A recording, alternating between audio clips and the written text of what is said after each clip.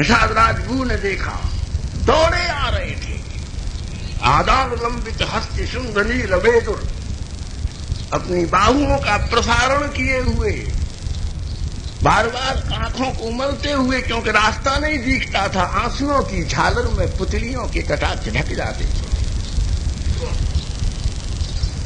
और दौड़े हुए आए। और उन्होंने जब निषाद राज पीछे हट गए। महाराज, आप राजपुरुष हो, मैं हीन, हमारे यहां न उबटने हैं न उत्तम स्नान है, हमारे अंग गंध आपके अनुकूल नहीं पड़ेगी,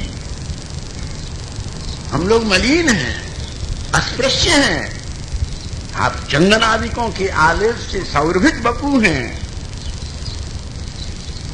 भरतलाल जी ने कहा, क्या कह रहे हो, इतने लोभी हो, तुम्हारी श्वासों में श्री रघुनाथ के आलिंगन काल की सुगंध महक रही है।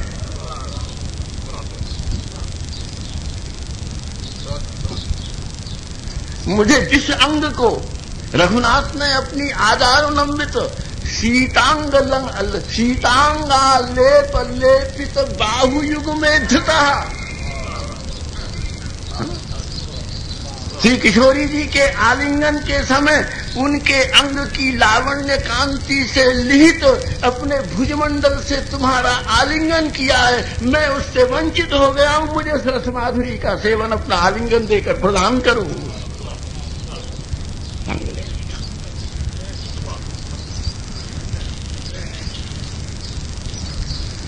पश्चात धोरणम, निषाद राज, नहीं भरतलाल जी, ये उचित नहीं हो। लेकिन भरत जी को उल्टा लौटना था, वो उल्टे चल रहे थे, और भरतलाल जी ने दौड़ करके निषाद राज का आलिंगन कर लिया, और उनको अनेक प्रकार के स्नेह युक्त उनके ललाट को चुचुंबित करते हुए, तुम धन्य हो, तुम्हारा प्रारब्ध धन्य है, ये माथा तुम्हारा भाल चुचुंबनीय है, क्योंकि इसने रघुनाथ को प्रणाम किया है, रघुनाथ का स्नेह प्राप्त किया है, मैं दुर्भागा इस भाग्य से वंचित हो गया, अहम अपि दुर्भागा। और इस समय महाराज तब बहुत देर अब इसका वर्णन करेंगे तो कथा यही रहेगी। निषाद राज से, तुम बहुत दुखी हो भरतलाल जी, एक मित्र का काम धैर्य देने का है, और मैं तुम्हें धीरज दे सकता हूं, आप स्वस्थ हो जाओ, आप शांत हो जाओ, मेरी बात सुनो, मैं आपको इसी क्षण रघुनाथ जी के दर्शन करा देता हूं। भरतलाल जी, रघुनाथ जी यही हैं?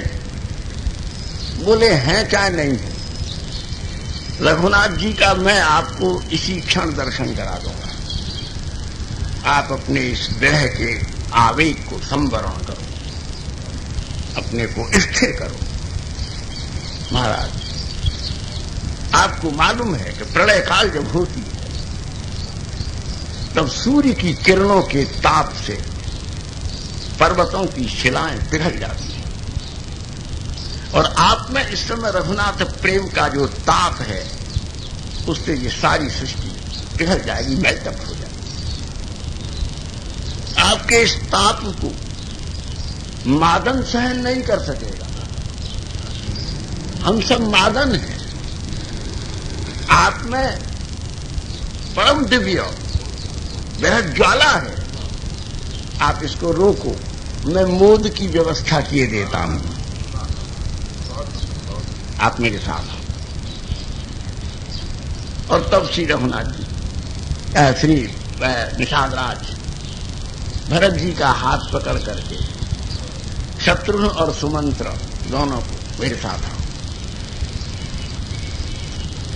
महाराज जल्दी जल्दी जल्दी लाल उत्सुक हो गए, उत्कंठित हो गए, उत्सुकता और उत्कंठा और उत्साह उत्साह ये कि निषाद राज की बात नहीं टालेंगे, रघुनाथ जी मुझे क्षमा कर दें। उत्सुकता ये कि न भी करेंगे तो न सही, एक बार इन नेत्रों से रघुनाथ को देख करके प्राण विसर्जन तो कर दूंगा। उत्सुकता, उत्कंठितम, शायद मेरे जैसे अधम को अपना करके रघुनाथ जी अपनी कीर्ति बचा लें, पतित पावन नाम चरितार्थ कर लें। इसलिए औत्सुक्यावली लीयमान भरतः तत्रागमत्। औत्सुक्यावली संयुक्त ललाट वाले भरत ने निषाद राज के साथ में वहां प्रवेश किया जहां रघुनाथ जी ने रात्रि विश्राम। और उस समय यहां कहां है,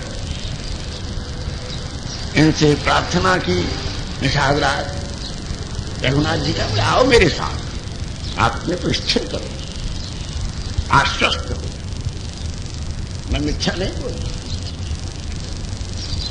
मैंने आपके लिए बड़ा सुंदर सब संभाल के रखा है। देख तो भरतलाल जी कठपुतली की तरह थे, उनके पीछे पीछे हाथ जोड़े हुए, चारों तरफ दृष्टि प्रसारण पूर्वक वहां पहुंचे। तो कहा कहां है? तो निषाद राज ने कहा देखो, रघुनाथ जी ने रात्रि को लक्ष्मण के साथ में और सीता जी के साथ में यहां विश्राम किया। मैंने और लक्ष्मण ने मिलकर के रघुनाथ के लिए ये तृणशैया तैयार की थी। जब ये शैया बनाई थी तब दूर्वा हरित थी, एक एक दिन का बीन करके चुन करके, उसमें कोई नुकीली न हो, कोई चुभने वाला दूसरा कोई कांटा कील न हो। हम लोगों ने ये सुंदर तृणशैया तैयार की, दुर्ग दी, और अपनी प्रिया को अपने बाहु का उपहार दे करके, अपने हाथ का तकिया दे करके, उपहार दे करके, क्योंकि उस जंगल के सुनसान से थोड़ी भीत थी सुकुमार इच्छा कुल राजवधु।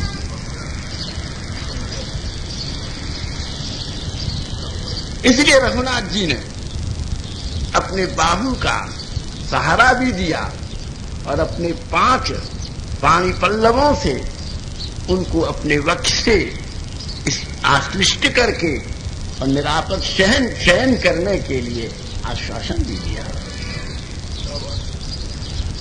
और तब ये दोनों सोए और प्रिया को रात को कोई विचित्र पक्षी के रव से, लता के आकंपन से और किसी प्रकार के मृगादिकों के धोरणादि क्रियाकलाप से निद्रा भंग न हो, इसलिए रघुनाथ जी ने प्रिया जी के मस्तक को अपने वक्ष से सटा लिया था। कैसी मुद्रा है भरतलाल जी, सीताराम जी का कैसा अलौकिक दर्शन है। आओ, जब इस तृणशैया पर सोए थे तो प्रातः काल तक ये घास दब गई और जितने स्थान में दोनों का विग्रह था वो एक तृण मूर्ति बन गई है। जब कोई प्रिय अपनी प्रिया को या प्रिया अपने प्रिय को साक्षात्कार करने में बाधकत्व तो बाधा अनुभव करती है, तब अभिज्ञानम अपना चित्र दे करके या अपना कोई अभिज्ञान उपहार दे करके जैसे उसे जीवित रहने का आश्रय देती है। मैं रघुनाथ जी को नहीं पिला रहा, रघुनाथ का विग्रह अभिज्ञान तुमको अर्पित कर रहा हूं।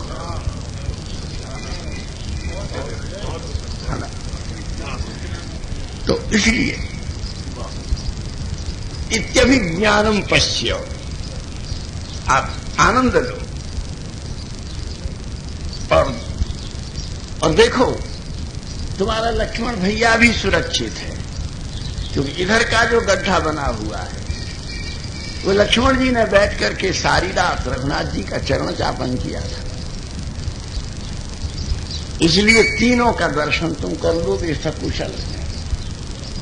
व्रतानुष्ठित भ्रात, अपने व्रतानुष्ठित भाई को तुम देखो।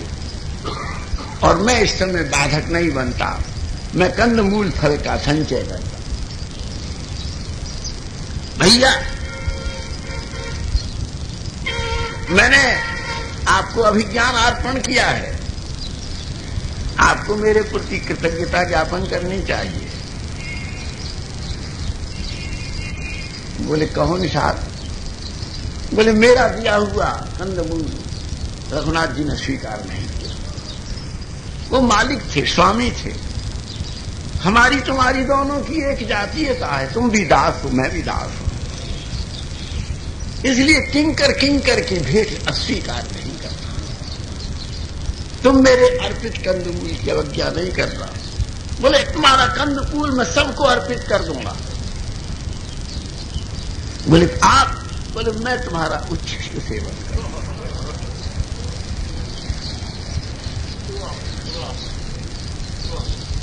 क्योंकि सरस्वती पुत्र का और एक अनुरागी दूसरे अनुरागी के शीत प्रसाद, इसको उच्छिष्ट नहीं कहते, शीत प्रसाद सेवन इसलिए लेते हैं कि जो ऊपर के मुख से उसका जो स्वाद रह गया है वो शीत प्रसाद माध्यम से किरणों में प्रसारित अंतर्गम्य हो जाए। तब शीत प्रसाद निषादराज कहते हैं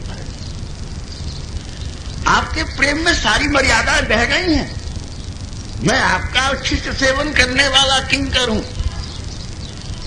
बोले मुझ में तुम में बहुत फर्क है, मेरी तुलना में कैसे आते हो?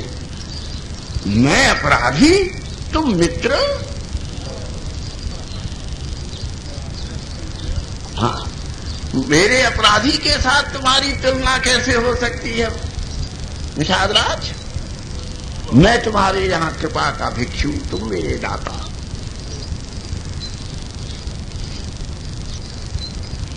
निषाद बोला इनके पास बैठना बहुत खतरा है,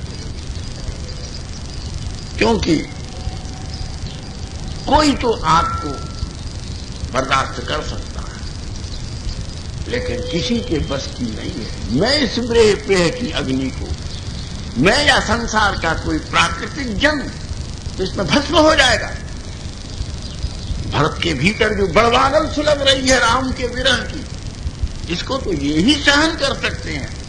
समुद्र भी सहन इसलिए करता है, सागर के नीचे जो बड़वागल सुलग रही है इसलिए कि उसने अतल जल अपने ऊपर ओढ़ लिया है।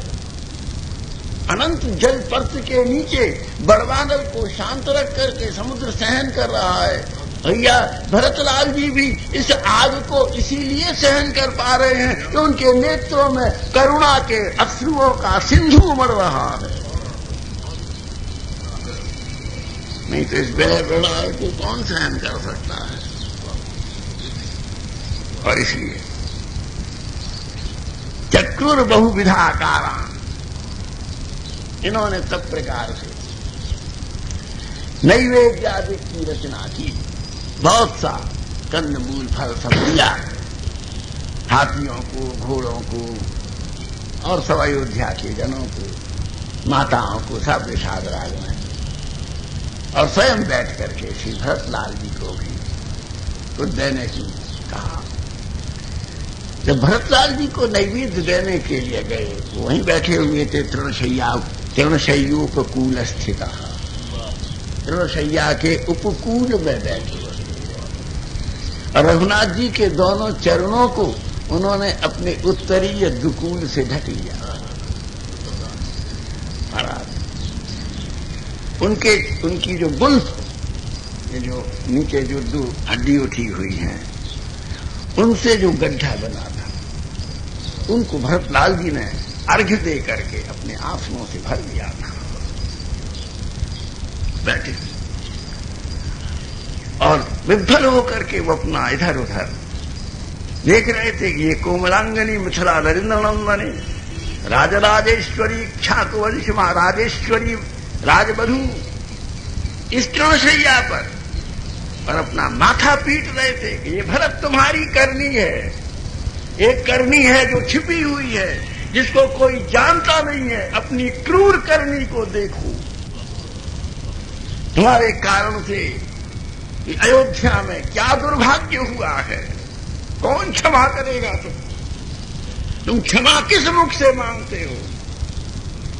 रघुनाथ फिर भी क्षत्रिय हैं, सामरिक क्लेश सहन करने का स्वभाव है, लेकिन ये कोमलांगनी तनवंगनी मिथिला नरेंद्र नंदनी इक्ष्वाकुकुल राजवधू, इनको इतना कष्ट दिया है, इस अपराध का क्या पश्चाताप हो सकता है? क्या प्रायश्चित हो सकता है? मैं क्या कर सकता हूं?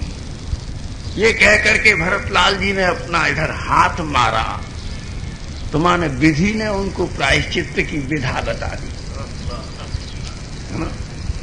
उनके हाथ में वहां पड़ी हुई एक मट्टी की छोटी सी प्याली आ गई, और उस मट्टी देखो, उसमें कुछ मंद गंध युक्त कुछ असित पीता, कुछ काला, कुछ पीला, सूखा हुआ कोई आलेप था। रघुनाथ जी की शैया में और प्रिया जी और रघुनाथ जी के मध्य में ये प्याली कहां से आ गई? कोई पेय तो नहीं है। और ये रघुनाथ जी ने एक बड़ी भारी मर्यादा की संयोजना की कि पत्नी मेरे पास है, पत्नी कृत्य मेरे पास नहीं है। मैं वन में ऊर्ध्व रहता ब्रह्मचारी, प्रियाश्लेष में ब्रह्मचारी रहना ईश्वर का काम है। और उसी मर्यादा की संरक्षण के लिए रघुनाथ जी ने महर्षियों की जटाजूट का अनुबंध स्वीकार करके इंगुदी के रस से अपने घुंघराली अलकावलियों को, काकपक्ष अलकावलियों को, जैसे श्री कृष्ण की मयूराकृत मयूर लसित अलकावली है, कुंतल राशि है, रघुनाथ जी की काकपक्ष है। काकपक्ष का मतलब कौआ का पंख लगाया नहीं, यूं जाकर के यूं मुड़ गई, ये काकपक्ष कुंतल राशि ऊपर से जाकर के यूं मुड़ गई है, ऊर्ध्व गति हो गई। बोले इसलिए ऊर्ध्व गति हो गई है कि जैसे मयूरनी के जैसे कोई सर्पणी ऊपर मुख करती है और उसको फुंकार करके अग्रगामिनी फण ऊपर कर देती है। रघुनाथ जी की काकपृच्छ अलकावली उनके माध्यम से मानो संपूर्ण, इसमें खुद विष नहीं है, लेकिन रघुनाथ की अलकावली की नागकन्याएं मचल उठी हैं, प्राणी मात्र के अपराधों के विष को पी जाने। अनघ वर्णित, भगवान का दास अनघ होता है, उसका एक ही संबोधन है, तम तू अनघा। बोले कुत्र गताघ, तुम्हारा अघ कहां चला गया? बोले काकपृच्छस्य कुंतलेगा, काकपृच्छ महाराज। इसलिए वो न्यो थी अलकावली, बड़ी सुंदर लगती थी। प्रिया जी उन पर हाथ फेरती है, क्योंकि रघुनाथ जी का मुख चंदन का फूल था। मलयागिर के चंदन के पेड़ पर फूल नहीं होते, उसके कहने से ही सर्प लिपटे रहते हैं, लेकिन ये विशेष चंदन वृक्ष है जिसमें मुखरूपी चंदन लता का फूल खिला है, जिससे उसकी गंधोन्मत्त होकर के अलकावलियों की छोटी छोटी सर्पणियां चंदन अंगांग विसर्जन पूर्वक तत्कुसुम मकरंद सेवने रता, उस मकरंद के सेवन में अभिरत। महाराज ये तो कवि प्रतिवस्तु को है ना, प्रतिवस्तु उपमालंकार, स्वभावोक्ति अलंकार, स्वभावोक्ति रसम चारु यथा पदवस्तु वर्णनम। तो इस प्रकार से वो इंगुदी का रस, निषादराज, ये क्या है? ये रघुनाथ जी क्या करते थे? बोले भैया मैं तुमसे क्या कहूं। उस दिन रात्रि को रघुनाथ जी ने सन के रज्जुओं को लेकर के इस इंगुदी रस के अवलेह से उनको अपनी बालों में बट करके विराट जटाजूट का बंधन किया था, क्योंकि मैया ने उनको आज्ञा दी थी कि 14 तापस वेश। अब विशेष उदासी नहीं, विषयों की ओर से केवल उदास हो जाने की बात नहीं है, विशेष उदासी, तद व्यवहार संस्कार प्रभाव आदि विनिर्मुक्त विशेष उदासी। किसी प्रकार की रति में कमी न हो, व्यवहति विरहिता रति, व्यवहार शून्य रति। आहा, जैसा समुदात्मक स्वरूप भूमिका महाराज, उसको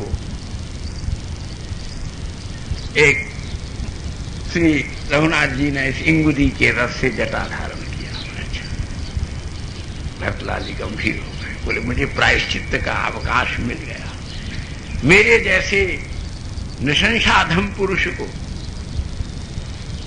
अवश्यमेव बंधु का पदानुसरण करके इस भोगादिक विवर्जनाओं का त्याग करना चाहिए। और ये कह करके उन्होंने निषाद राज का कि हाथ मैं क्षत्रिय भीख नहीं मांगता, हम वह भोगते हैं जो हमको हमारे पुरुषार्थ से प्राप्त होगा है। लेकिन भरत का पौरुष सब कुछ पा सकता है, लेकिन रघुनाथ के प्रेम के लिए तो अपौरुषेय पुरुषों को भी संत द्वार पर याचना करनी पड़ेगी। ये पौरुष प्राप्त नहीं है प्रेम। किसी का चाम दाम खींच सकते हो, अंचल खींच सकते हो, लेकिन उसकी पलक परूनियों से टपकने वाले स्नेह के मोती से अपनी जीवन की सुक्ति की सजावट के लिए उसके द्वार पर याचना करनी पड़ेगी।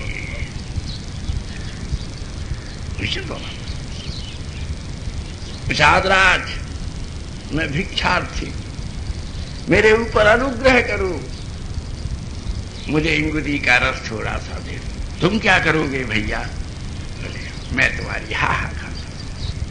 मुझे अयोध्या के राजकुमार जो भिखारी होके तुम्हारे द्वार पर खड़ा है, उसे तुम इतना सा भी दान नहीं कर सकते। निषाद राज ये क्या करेंगे जाने, क्यों मांगते? और जिस समय निषाद ने उस उस मिट्टी की प्याली में दूर से मंगा करके जब इंगुदी का रस थोड़ा था उसमें प्रसादी, थोड़ा उसमें और मिला लिया, और जो रघुनाथ जी के उस क्रिया से अवशिष्ट जो सन पड़ा हुआ था, उसी को बट करके जल्दी जल्दी भरतलाल जी ने, कोई विघ्न न आ जाए। बोले विघ्न क्या आ सकता था? बोले मातृ आज्ञा विघ्न हो सकती है, गुरु आज्ञा विघ्न हो सकती है। लोग ऋषि ठहरिए भरतलाल, अन्याय मत करिए, लोकापवाद विघ्न हो सकता है। इसलिए प्रेमिकत्व लोकापवाद गुरुजन आज्ञा की अवज्ञा के पूर्व ही प्रेमास्पद दिशा में अपने बलिष्ठ कदमों को उठा देते हैं। कव्या भरतलाल ने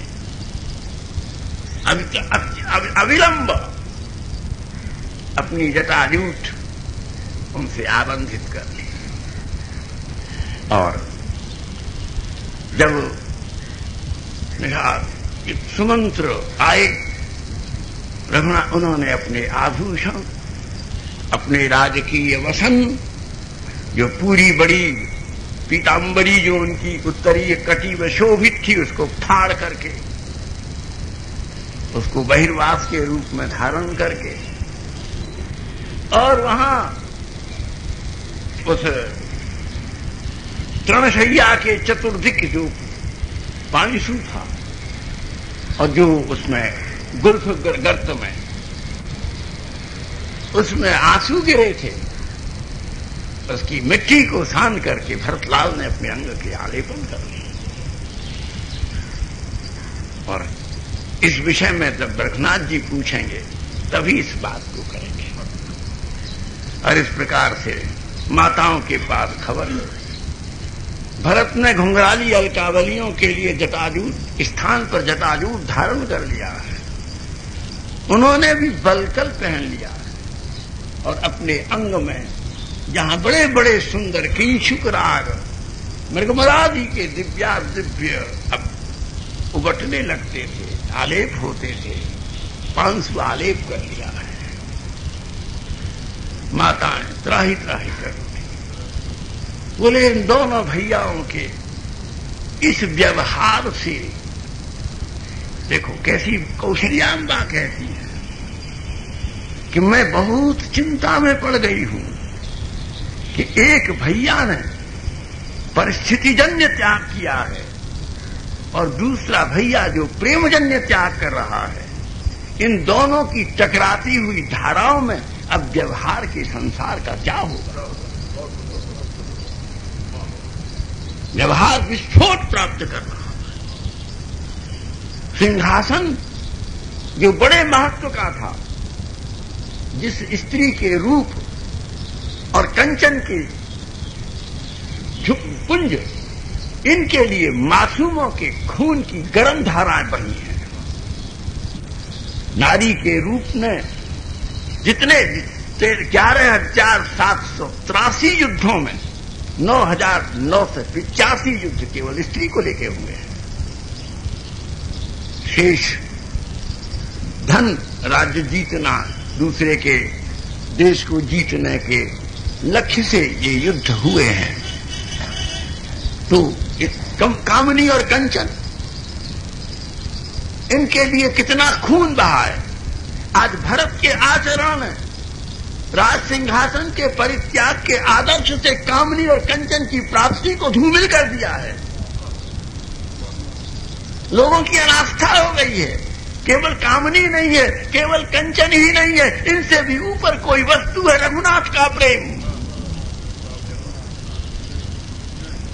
और जो इसको बिना उपलब्ध किए अपने जीवन में अवशिष्ट रह जाता है, वो पुरुष न संतों के हृदय में रह सकता है, न इतिहास के पृष्ठों में रह सकता है।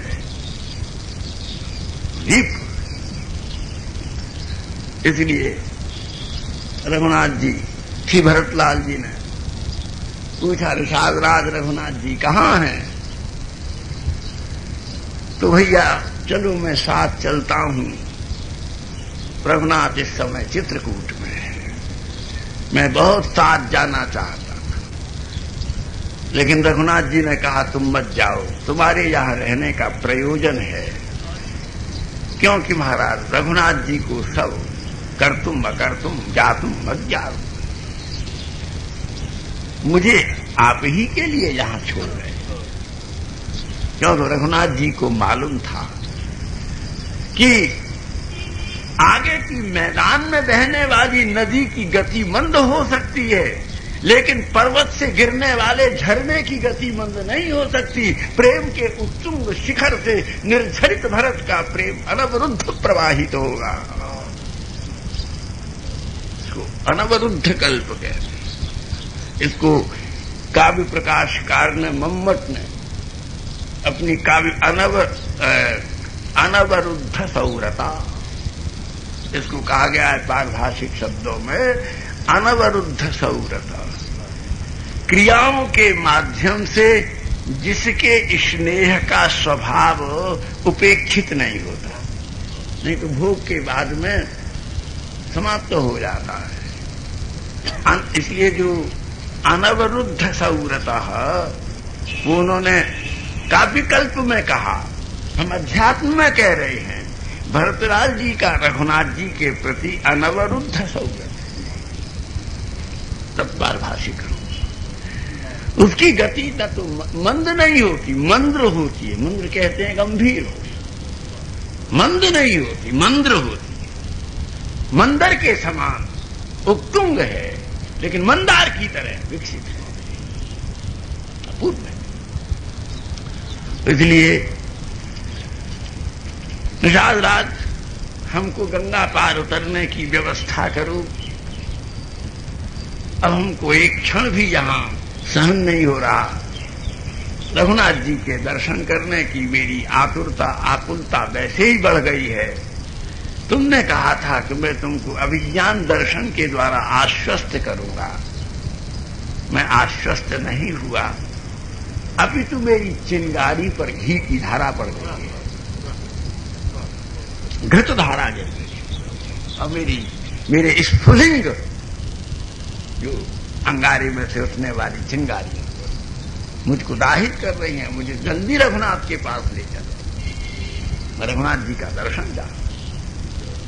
500 मयूराकृत नौका। महाराज रघुनाथ जी को तो एक नौका की व्यवस्था बल्लाह ने की। भरतलाल जी के लिए मयूराकृत नौकाएं 500 इकट्ठी की गई और उन नौकाओं पर चढ़ करके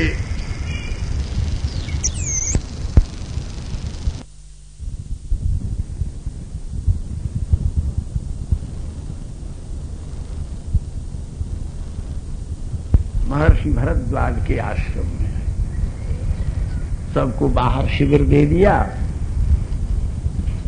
और देकर के कहा कि उस समय भरद्वाज जी से मिलने के लिए, क्योंकि ऋषि का छोटा सा आश्रम था भरद्वाज जी का, तो ऋषि का आश्रम वैसा ही होता है जैसे जीव का मन होता है। मन छोटा सा है लेकिन सारा ब्रह्मांड उसमें समाया हुआ है, इसलिए तद्वत, उसकी उपमा क्या है, तद्वत। भरतलाल जी का आश्रम छोटा सा है और भरतलाल जी वहां गए अब सुमंत्र को लेकर के, शत्रुघ्न को लेकर के। जब वहां पहुंचे तो महाराज भरद्वाज जी ने भरत जी से कहा कि भरत, तुम मुझे यदि क्षमा कर दो तो मैं एक बात कहूं। बोले कहिए। कि आपके विषय में इस समय जनमत अशुद्ध है, चारों तरफ देखो आपकी असत चर्चा है और आपकी इस चर्चा से, ये चर्चा का जो प्रदूषण है ना, जो इससे मेरा आश्रम भी दूषित हो रहा है। ये अंतेवासी गण जो हैं, आश्रमवासी गण जो हैं, क्योंकि जब अयोध्या से कोई बात चली तो महाराज जब लोगों की बात चलती है तो दूर चलते चलते चलते तक जाने कैसे कैसे रंग लेती है। इतनी सी बात इतनी बड़ी, महाराज इतनी बड़ी कि द्रौपदी का चीर भी छोटा पड़ जाए, इतनी बड़ी बन जाती है। और लोग भी खूब बाजार से सब्जी लाए तो बाजार में बात आई, अब बाजार पास में है, फिर नॉन मिर्च मिलते हैं, मसाले मिलते हैं, फिर उसमें मनुष्य अपनी अपनी रुचि के महाराज थोड़ी मेवा मिलाता है। अजी हमारा भी अनुभव ऐसा होता ही है। फिर उसमें थोड़ी सी काली मिर्च भी घेर देते हैं और महाराज कोई कोई तो लाल मिर्च बहुत सी मिला देते हैं। अपने ईर्षा द्वेष का बदले लेने की इस बात को अच्छा मौका मान करके उसे तेज मिर्च से और बात बड़ी चटपटी बन जाती है। तो साहब सुनी, तो भरत जी की अयोध्या में बड़े आदर्शवादी बन रहे थे, उनको वहां से निकाल दिया और अब भैया 2 महीना से लोगों को भजन में माला पकड़ा दिए, अब वो राज्य के बंधन बांध रहे हैं और अभिषेक होगा और भैया अब सुनिए कि फौजें जा रही हैं तो भैया को वहीं बम में मरवा देंगे, मजे से निष्कंटक राज करेंगे, भैया बेटा मौज उड़ाएंगे। अयोध्या का प्रजा में किसी का दम नहीं है, जो कुछ भी कहने की हिम्मत करेगा उसको प्राणदंड दिया जाएगा।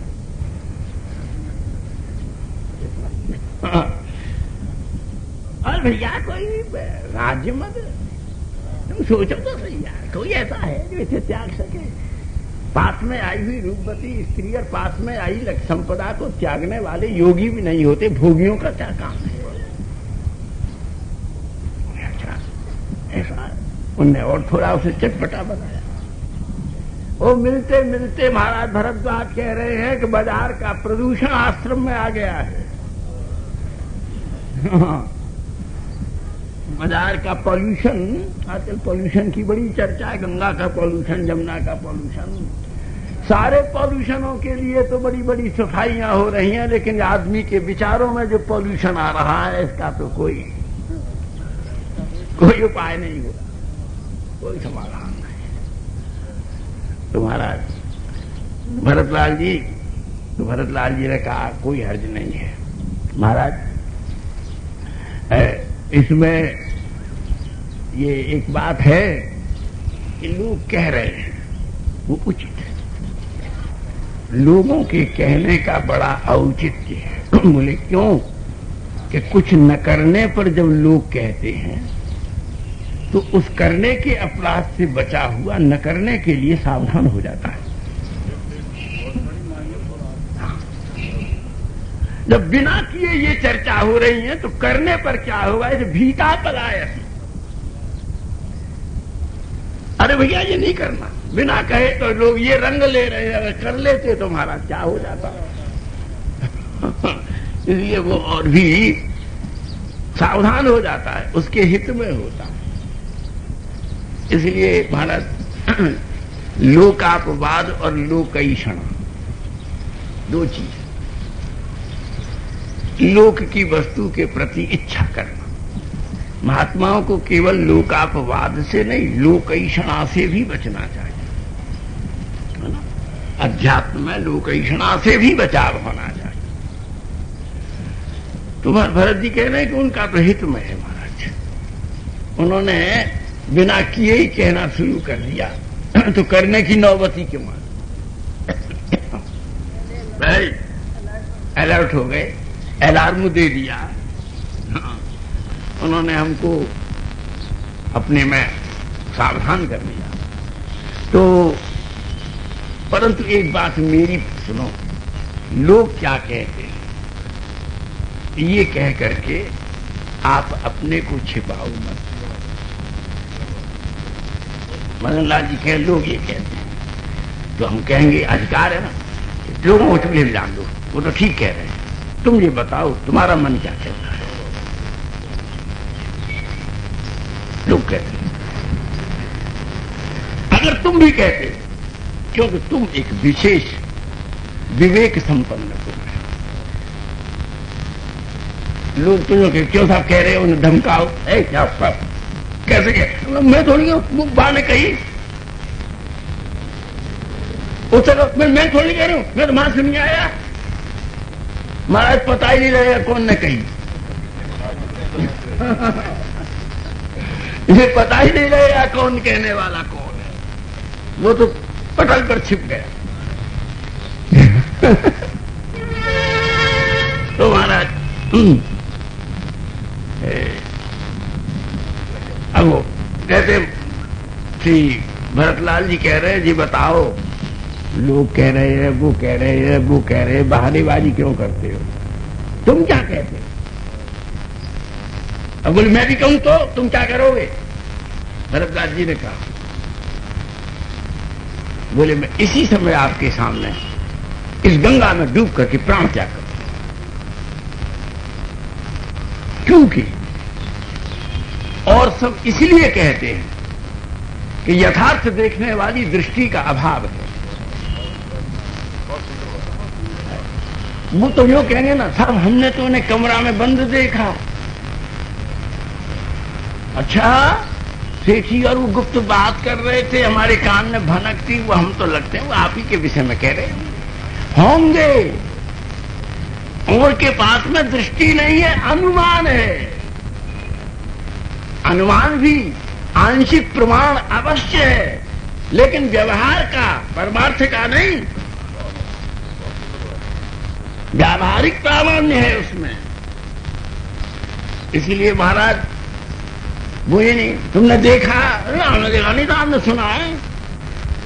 वो चश्मदीद गवाह नहीं हो सकते, सुन सकते, सुना है, लोग कहते हैं। तो भरत ने कहा आप क्या कहते हो?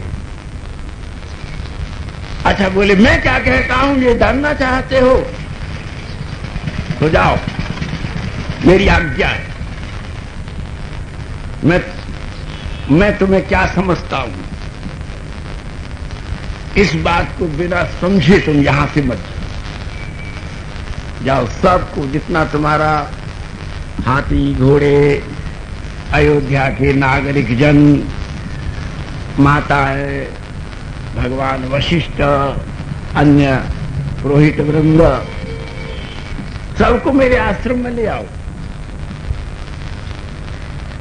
बोले गुरुजी 3 लाख आदमी हैं, इतनी बड़ी गैदरिंग कहां आएगी? बोले देखो भरत,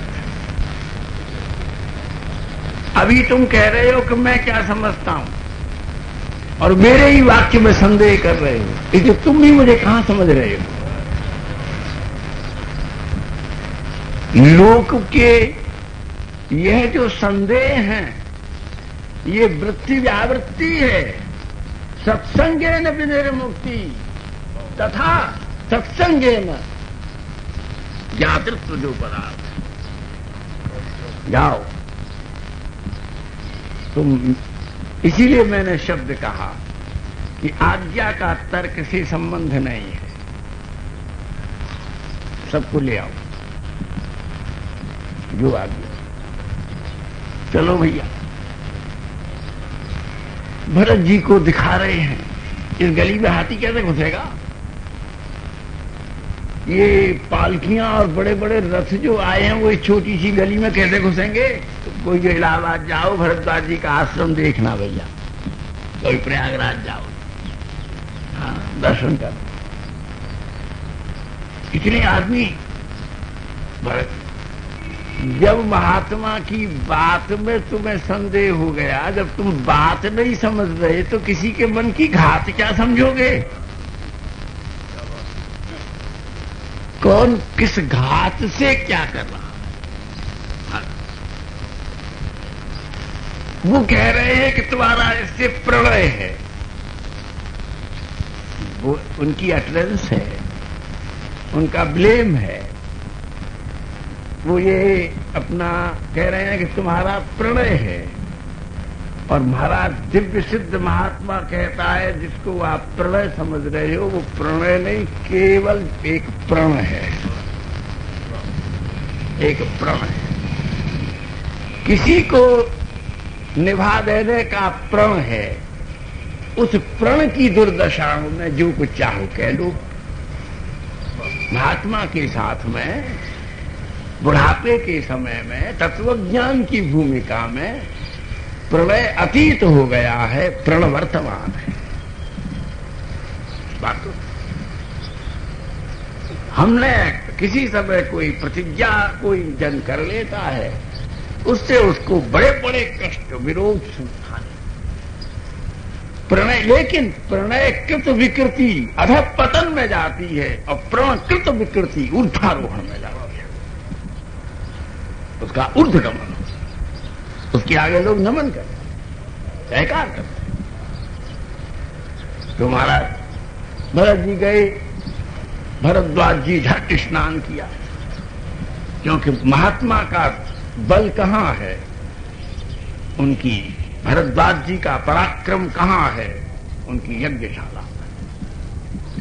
हवन कुंड प्रज्वलित किया, हाथ में सिरवा लिया, स्वाहा, ब्रह्मा जी प्रकट हुए। भरद्वाज कैसे स्मरण किया? और महाराज एक छोटी सी परिस्थिति हो गई है, एक बहुत बड़े अतिथि के आतिथ्य करने का मैं प्रण कर चुका हूं। असाधारण अतिथि को निमंत्रित कर लिया है, मेरी औकात नहीं है। आप ब्रह्मलोक से मुझे कितनी सुविधाएं भेज सकते हो? इस समय मैं 3 दिन तक आतिथ्य करना चाहता हूं, त्रिदिवसीय। बोले 50,000 अप्सरा भेज दूंगा और भी वहां की जो सुविधाएं हैं, सिद्धियां हैं, ब्रह्मलोक की संचेतनाएं हैं, वो सब मैं अभी जाकर के भेज दूंगा।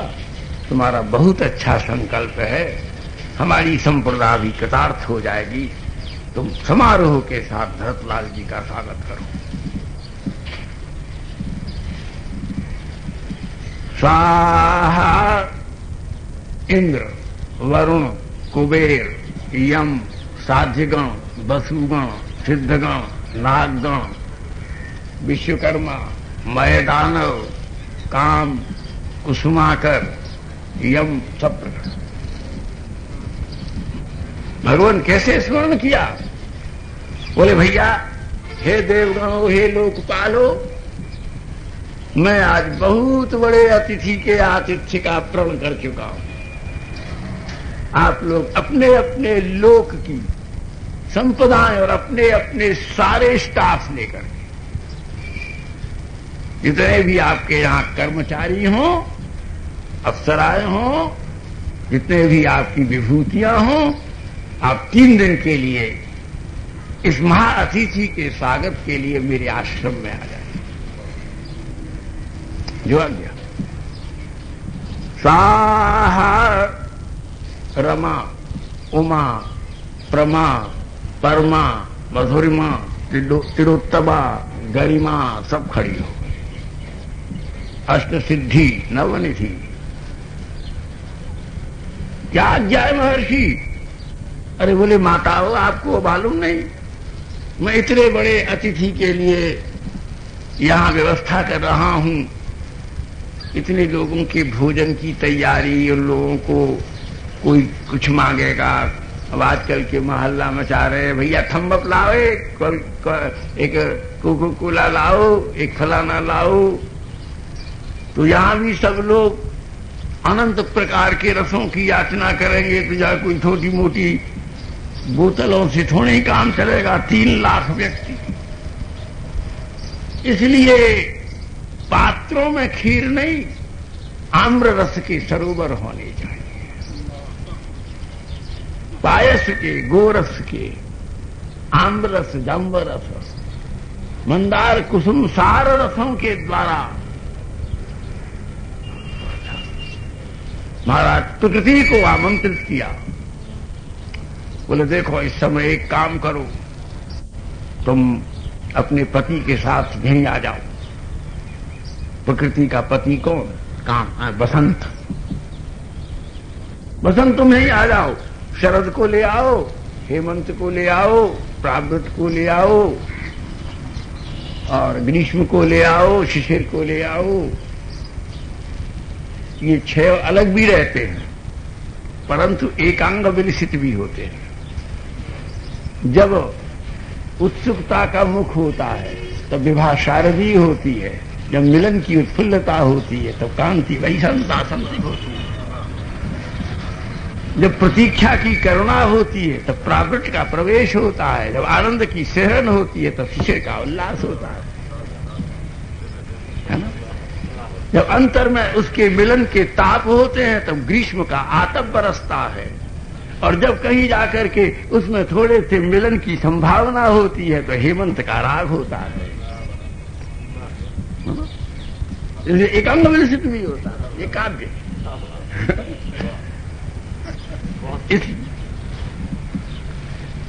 क्योंकि चाहे भागवत हो चाहे रामायण हो, ये हमारी एक पेठे की मिठाई है, हमारे आगरे में सबसे बढ़िया बनती है। लेकिन पेठे के छिलके टांकी हथौड़ी से उतारने पड़ते हैं, जबकि आम का छिलका जो ही चीर दिया जाता है।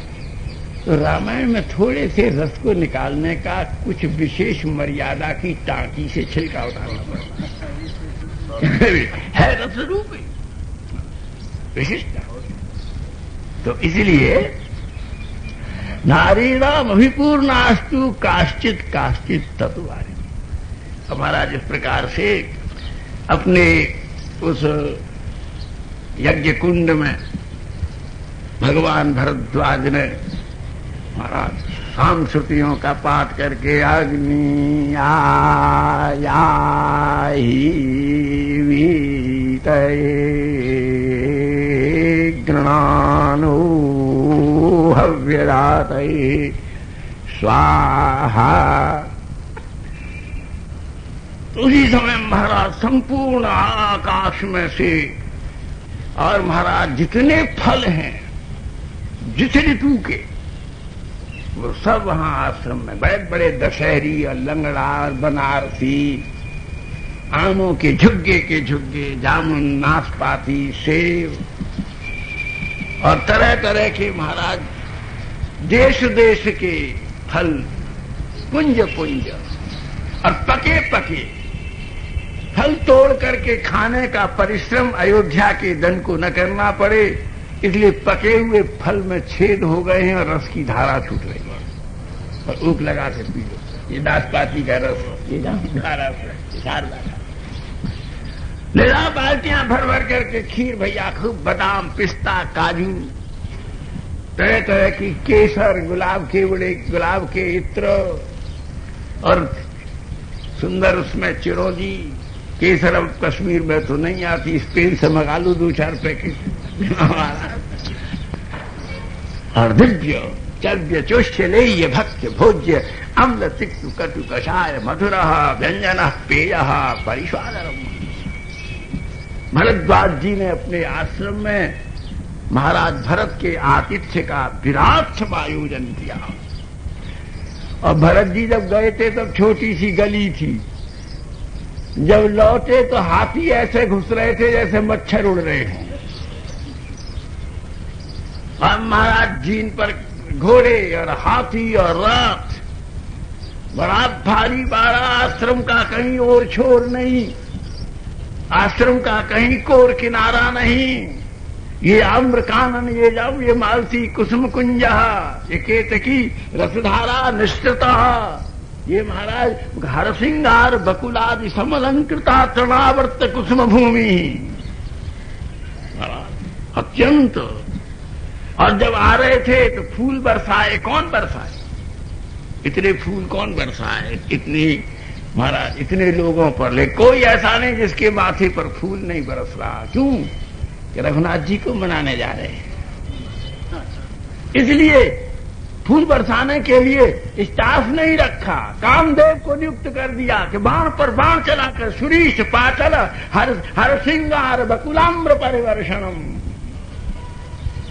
और खाली फूल ही नहीं बरस रहे महाराज, अनंग के उन पंचबाण के संस्पर्श से राम विषेक अनुराग के मंगलोत्सव निश्चित हो रहे हैं।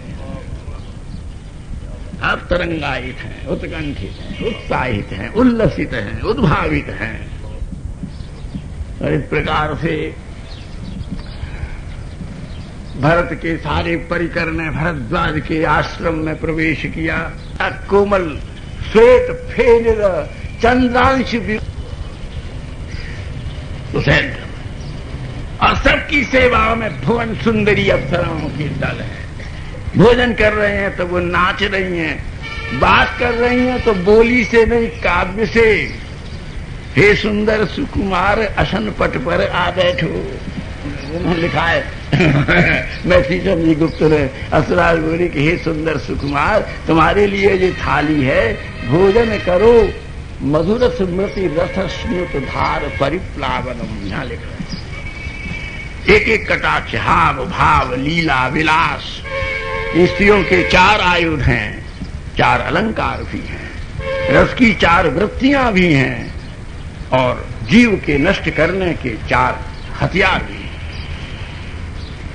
महाराज ऐसे भरद्वाज जी ने बड़ा भारी, भरतलाल जी चकित देख रहे हैं। घोड़े केसर खा रहे हैं, पिस्ता बादाम खा रहे हैं, महाराज फलों के रसों के झरने गिर रहे हैं और तरह तरह से महाराज थालियों में लेकर के स्वयं शक्तियां, लक्ष्मी, उमा, उनके परिकर सोने के थालों में, सोने की झाड़ियों में, रत्न के कप पात्रों में भोजन परिवेषण कर रहे हैं महाराज।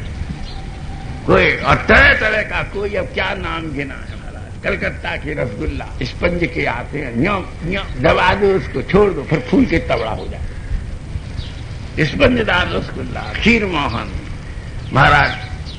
गुजरात का श्रीखंड, दही को बलबल के कपड़े में बांध देते हैं रात भर, और जब उसका पानी निचुड़ जाता है तो उसको फेंट करके फिर उसमें मेवा और मसाले मिला करके गुजरात का श्रीखंड। मद्रास का सकल पुंगल, पुंज पुंज सकल पुंगल, जिसमें चावल का बना करके हमारा श्रीरंगम में पिसा। श्रीरंगम देश देश की बात है। हाँ, और इस प्रकार से कामधेनु का दूध मलाईदार, मोटी मोटी मलाई, ऊपर इलायची और उन सोने के गिलासों, कामधेनु का दूध, लोनी के लोर रखे हुए प्लेट में माखन, सवेरे सवेरे एक अत्यंत केसर चूर्ण से संयुक्त दही के दूध की पूरी बना करके, ये बनाना मारवाड़ी के घर का काम है। हाँ, ये बड़ी बड़ी पूरियां विशुद्ध मलाई की, जिसमें कोई मैदा चून आटा नहीं, वो कला है। हैदराबाद जाओ तो वहां मिलती है खाना, बिरला हाउस के नीचे। महाराज हमको देश देश में एक कथा मैया ने बड़े बड़े स्वाद दिए हैं, और आज उसकी कृपा है कि हम बेस्वाद हो गए।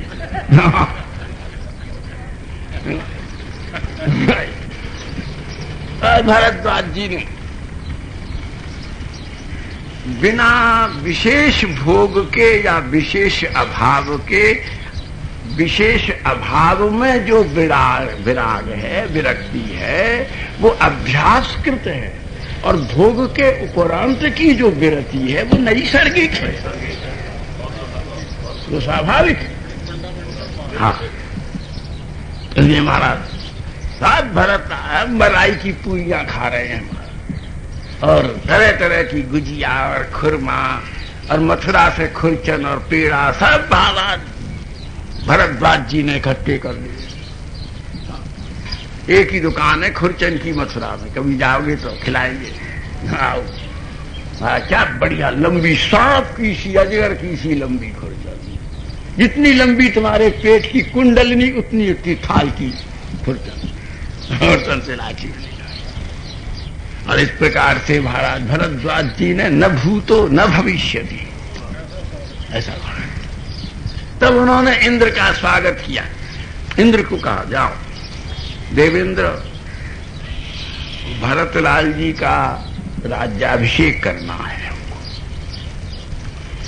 और इसके लिए तुम थोड़ी देर के लिए, 3 दिन के लिए सुधर्मा सभा को यहां ले आओ, और अपनी देव सेना ले आओ, जो भरतलाल जी को सैनिक अभिवादन दे। देव सेना ले आओ। ये सब वर्णन है यार, वाल्मीकि पढ़ना, हम सजावट नहीं कर रहे। कहानी हमारी और उसकी